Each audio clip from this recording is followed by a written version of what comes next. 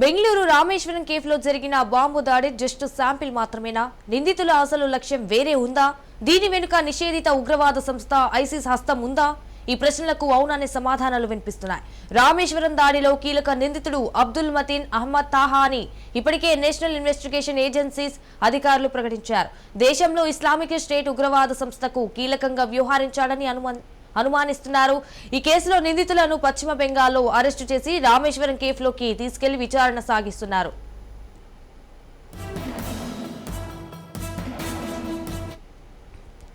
కోరమంగళ ప్రాంతంలోని తాహా నివాసానికి వెళ్లి పోలీసులు తనిఖీలు చేశారు. తాహా గతంలో 2022 నవంబర్లో మంగళూరు ప్రాంతంలో కుక్కర్ బాంబు కేసులు కీలక నిందితుడు.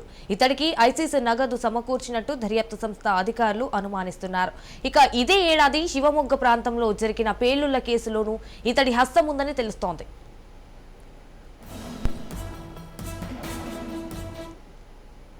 అంతకుముందు 2020లో ఆల్ హిందూ మాడ్యూల్ కేసులో కూడా ఇతడు ఉన్నాడు.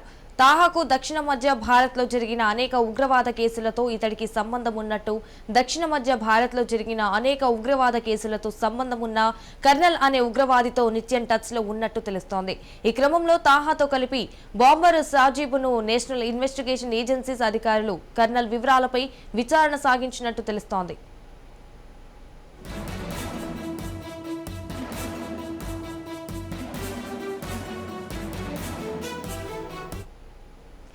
బెంగళూరులోని రామేశ్వరం కేఫ్లో దాడికి ముందు వారం పాటు తాహా రెక్కి నిర్వహించినట్టు తెలుస్తోంది. ఇక్కడ బ్లైండ్ స్పాట్లు గుర్తించడమే లక్ష్యంగా అతడు రెక్కి నిర్వహించాడు. అంతేకాదు కేఫ్లోకి బాంబర్ ఎలా వెళ్ళాలి, ఎలా వెళ్లిపోవాలి అనే వాటిని తాహానే నిర్ణయించాడు. పేలుడు తర్వాత తమిళనాడు నుంచి తాహా షాజీబ్ బెంగళూరు నుంచి పరారయ్యేందుకు మార్గాలు కూడా ముందుగానే ఎంపిక చేసుకున్నారు.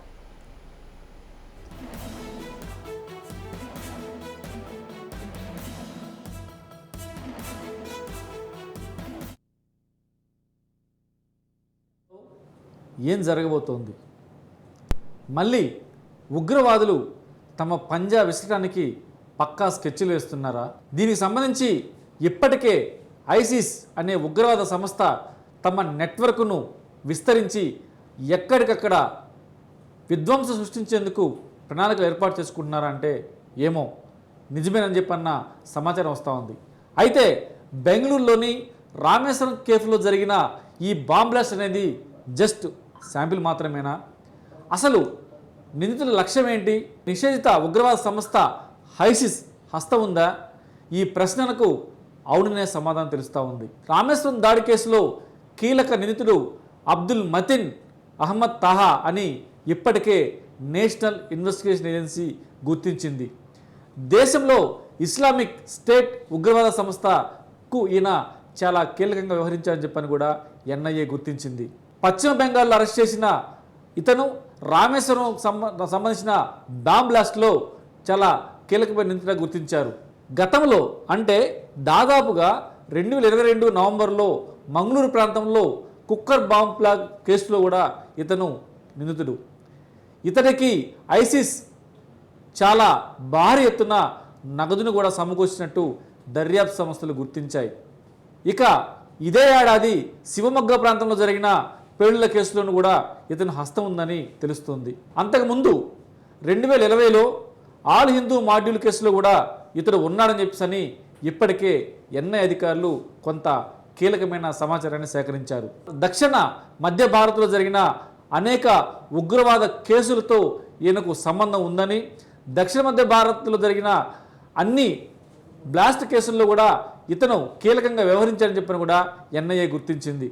అయితే ఈ ఉగ్రవాద కేసుల్లో సంబంధం ఉన్న కర్నల్ అనే ఒక ఉగ్రవాదితో రెగ్యులర్గా టచ్లో ఉన్నట్టు తెలుస్తోంది. ఈ క్రమంలోనే తాహాతో కలిపి bomb Sahib national investigation agency అధికారులు కర్నల్ సంబంధించిన వివరాలపై కూడా ఒక కన్నేసి ఉంచారు. బెంగళూరులోని రామేశ్వరం కేఫ్లో దాడి జరగక ముందు తాహా అక్కడ రెక్కి నిర్వహించినట్టు కూడా పక్కా సమాచారం సేకరించింది నేషనల్ ఇన్వెస్టిగేషన్ ఏజెన్సీ. అక్కడ బ్లైండెడ్ స్పాట్స్ అంటే ఉగ్రవాదులు ఎక్కడైతే సీసీ కెమెరాలు లేవో ఆయా ప్రాంతాలను ఎంచుకొని మరి బాంబ్ బ్లాస్ట్ చేస్తున్నారు. ఎక్కడైతే సీసీ కెమెరాలు లేవో ఆ సీసీ కెమెరాలు లేని ప్రాంతాన్ని వీళ్ళు బ్లైండెడ్ స్పాట్లు అని నామకరణం చేసుకొని ఆయా ప్రాంతాలు గుర్తించి రెక్కి వేసి మరీ బాంబు బ్లాస్ట్ చేస్తున్నట్టుగా ఎన్ఐ అధికారులు గుర్తించారు.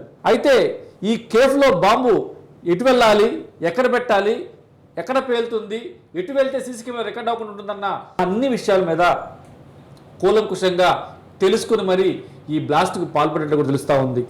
అయితే పేలుడు తర్వాత తమిళనాడు నుంచి తాహా అలాగనే షాబీబ్ బెంగళూరు నుంచి పరారయ్యేందుకు మార్గాలను కూడా ముందుగానే అరేంజ్ చేసుకున్నారు.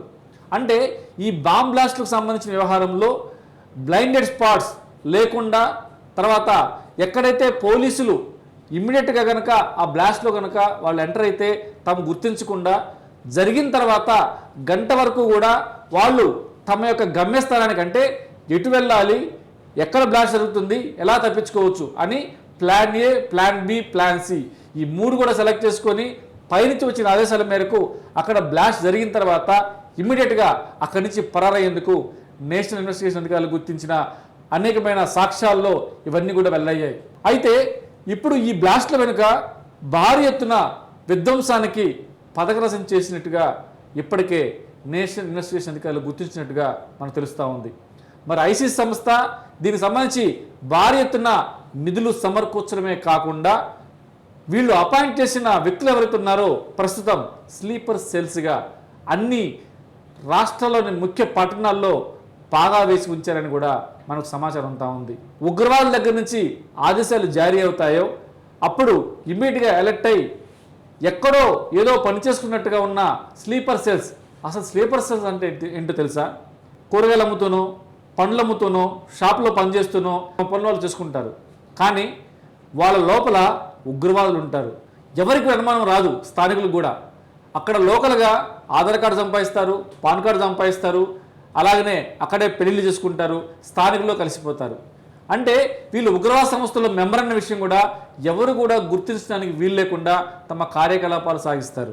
ఎప్పుడైతే పైనుంచి ఆదేశాలు జారీ అవుతాయో అప్పుడు అలర్ట్ అయ్యి ఇమీడియట్గా బ్లాస్ట్లకు తగ్గిస్తారు. వీళ్ళనే స్లీపర్ సెల్స్ అంటారు. సో ఈ రకంగా చాలామంది స్లీపర్ సెల్స్ని ఎక్కడికక్కడ అంటే ఎక్కడైతే ఐసిస్ కావచ్చు, ఉగ్రవాద సంస్థలు కావచ్చు టార్గెట్ చేశారో ఆయా ప్రాంతాల్లో ఇప్పటికే విస్తరించి ఉన్నారు. అలా విస్తరించి ఉన్న ఈ స్లీపర్ సెల్స్లో ఉన్న ఉగ్రవాదులు ఎవరుతున్నారో వాళ్ళని గుర్తించడానికి ఎన్ఐఏ ఎక్కడికక్కడ పథక రచన చేసి వాళ్ళను ఏరివేసే పనిలో ఉంది. ఇది ప్రచారంలో రాకుండా, గుట్టుచప్పుడు కాకుండా వాళ్ళందరినీ కూడా తీసుకెళ్తూ నిలుస్తూ ఉంది. ఏదైనప్పటికీ భారతదేశంలో భారీ ఎత్తున విధ్వంసానికి పథక రచన చేశారు అని చెప్పిన విషయంలో మాత్రం ఇప్పటికీ నేషనల్ ఇన్వెస్టిగేషన్ అధికారులు చాలా క్లూస్ సాధించారు. ఎట్టి పరిస్థితుల్లో ఈ బాంబ్ బ్లాస్ట్లు జరగకుండా ఉండడానికి చాలామంది అనుభవం తీసుకున్నారు.